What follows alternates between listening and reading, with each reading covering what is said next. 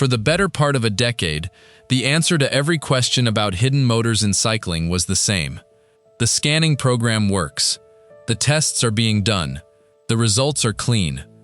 Then, in June of 2024, the president of the governing body sat down for an interview and said something rather different about the equipment doing most of that scanning. He said it was better than nothing, and then he said it was not consistent enough. That is not a headline that ends a sport. It is a sentence a lawyer would sign off. But it matters, because of who said it, and because of what the same organization did in the 18 months either side of it. The speaker was David Lapertient, president of the UCI. The subject was the handheld tablet, the device the sport uses to scan bicycles for concealed motors.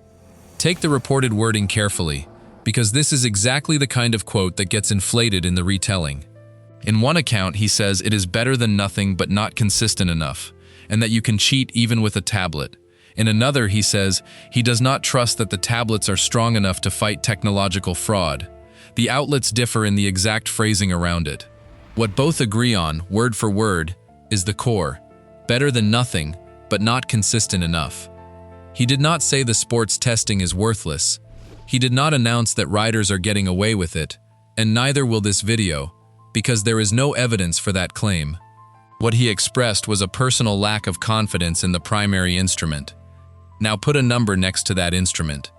Across 2023, handheld tablets carried out 88% of all motor doping tests conducted in professional cycling. Not some of them, not the routine ones. Nearly 9 in every 10 checks the sport performed on the bicycles in its races were performed with the device its own president would go on to describe as not consistent enough. That is the tension at the center of this story, and it is worth sitting with rather than sprinting past. It is not evidence of a cover-up. It is something more ordinary and more difficult. An organization using the only practical tool it has at the scale it needs, while knowing that the tool has limits. And the scale is not trivial, which is what makes the admission land. At the 2021 Tour de France alone, the governing body carried out 720 tests across 15 stages, 606 of them pre-stage tablet checks, and 114 post-stage X-ray checks. Every one of them came back negative. This is not an organization that has been ignoring the problem. It is an organization doing a great deal of testing, publishing the totals and finding nothing, while its president says the instrument behind most of that work is not consistent enough. There is a second quote from that same conversation, and it is the one that tells you how seriously the problem is taken internally. The worst thing for the UCI, Lapertient said, would be if it were informed of a case of technological fraud and did nothing. That, he said, would not only destroy cycling, but the institution itself. Read that again, because it is a strange thing for a governing body to say out loud. He is not describing the danger of motors in bicycles. He is describing the danger of knowing about one and failing to act. The nightmare he named was not the cheating. It was the institutional failure to respond to it. And here is what makes this episode more than a collection of quotes.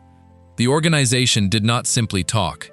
In the year around those remarks, it did two concrete things, and both of them are the actions of a body that has stopped relying on its scanning alone.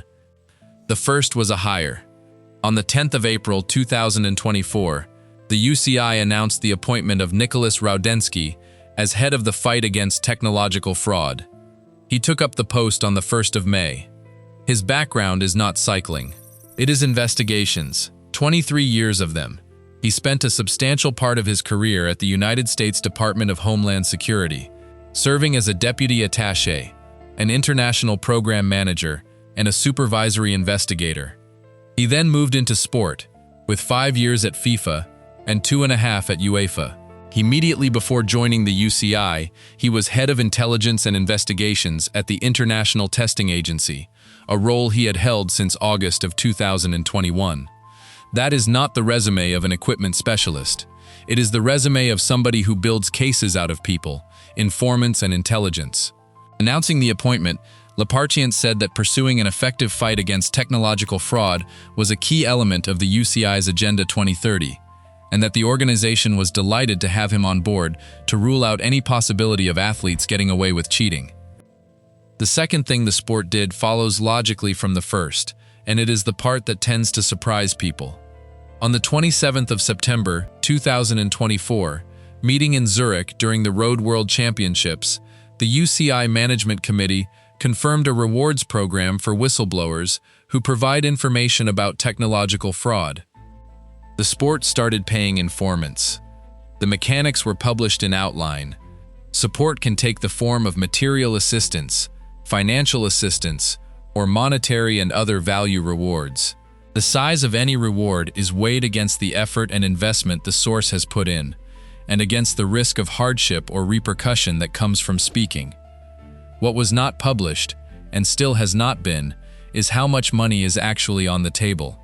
No figures were given. Think about what a scheme like that is for. A scanner examines an object. An informant reports a decision. One of them finds a motor in a frame. The other finds the conversation that put it there, the mechanic who fitted it, the invoice that paid for it. Governing bodies turn to informants when they conclude that the physical evidence, on its own, is arriving too late or not at all.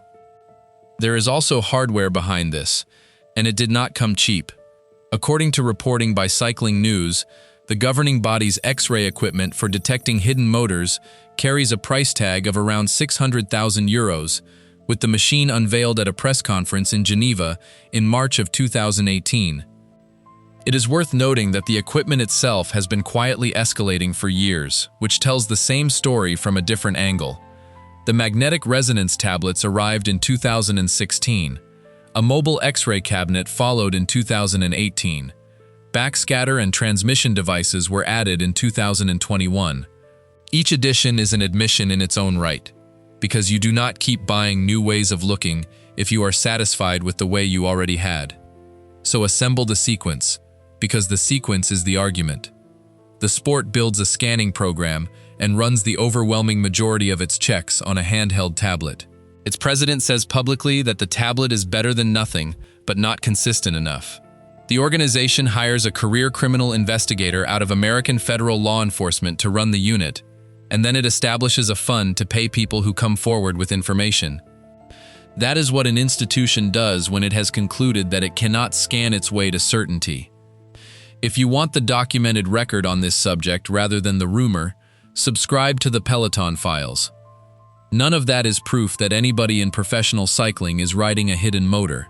It is worth being blunt about that, because the inference is tempting and it is not supported. In the 10 years since the only confirmed case in the sport's history, not one professional road rider has ever been caught, and the governing body's own published testing has returned negative every time. But there is a difference between a sport that believes its tests are catching everything and a sport that has started paying strangers for tips. Only one of those is confident. Cycling used to tell you the scans were clean. It still runs the scans. It just no longer sounds like an organization that thinks the scans are the answer.